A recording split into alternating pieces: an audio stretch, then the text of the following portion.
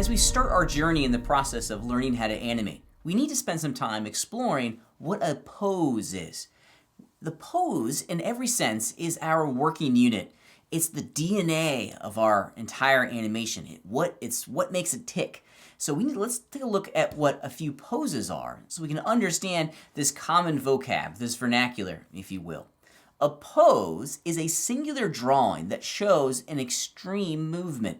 If you look at the illustration here on the screen, you can see a whole series of poses linked together. A pose by itself is nothing more than a singular drawing. But when we link these poses together, we should be able to see the totality of the movement that's in front of us. If you think about it, comic book artists are fantastic at drawing individual poses. In this one moment, we're starting to understand the total movement within inside the scene itself. Now, these guys and gals, they are rock stars at defining and exploring how to pose a character to get the most out of that moment in time. They could be emoting, they could be having a conversation, they could be in the middle of an action sequence, but that one pose is starting to communicate to the audience the implicit movement inside that frame itself. Now, in the art of animation, we're fundamentally doing the exact same thing. We just have more poses. We're working on a timeline of poses that when we link all of these poses together, we start to create the overall animation itself. So think of these poses as storytelling moments. We're not trying to communicate the entirety of our animation in one moment or in every single frame, but we're trying to figure out the extreme moments inside of our animation. We're trying to figure out what the audience absolutely has to see in order for them to understand the movement. Without these key poses or our understanding of what these key poses are, our audience is going to be lost and confused. They're going to be unable to follow the natural movement. It takes some time for us to develop an understanding of what our movements are. If we focus on just a handful of frames initially, the key frames, the storytelling frames, we're best serving our audience, because the clearer it is in our minds, the clearer it will be in their mind. So think of these as storytelling moments. They also try to capture the movement. Like I said, we're not trying to communicate every single frame in these key moments, but just the rock star moments, if you will, just the absolute essence of the animation so that we can understand how to draw all the frames that go in between these key frames and what we need to communicate to our audience to be clear and concise and provide a tremendous layer of clarity on what our movement is hopefully trying to achieve. So like I said, it's not every single frame. If you look at these three frames, these are really all that you need to understand what this object is doing, what this character is doing. Our audience is going to bring their own understanding of these movements with them. And we've been lucky. We've been seeing people move since the moment we were born. Our brains are programmed to see movement. Our audience is going to bring that pre-programming with them.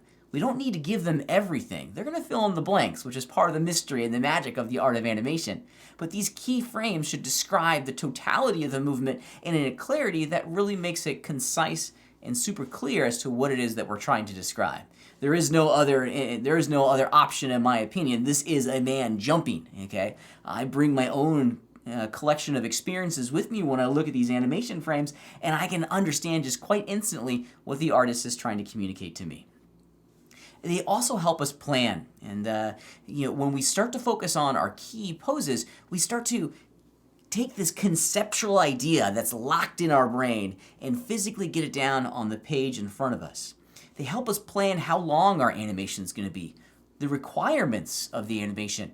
They allow us to plot out and blueprint the narrative moments inside the sequence to ensure that they're not lost and they're very easily seen and understood by our audience. So in addition to helping us figure out what the movement is, they allow us to be strategic in our drawings, because we only have a few frames here to communicate the core essence of what it is that we're trying to capture. Are we trying to capture a fox walking down a street? Are we trying to communicate the idea that maybe there's an action sequence going on? Is there a dialogue between two characters?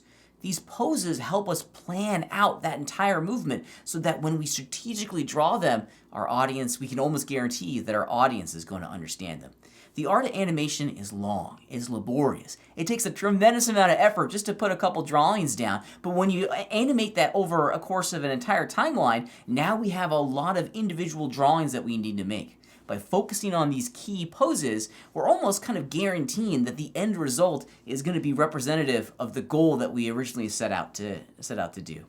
And I think lastly, it just helps us get all on the same page. It organizes our mind. As artists and animators, we're having to conceptualize these crazy long sequences. Well, if we just focus and distill that sequence down into a couple few ideas, it then begins to get a whole lot easier. We're not trying to animate 60 frames. We're trying to figure out maybe the 5 or 8 or 5 or 7 or so key frames that allow us to understand the big picture. It's like the macro view of our entire animation. Without these key poses, your animations are going to be unclear. They're going to be lost. They're going to be devoid of any sort of life, and you're fundamentally not going to be able to understand yourself and the audience what it is that we're trying to get our audience to understand. So these key poses are critical in the animation process, a process that we're going to continue to develop over the next few weeks.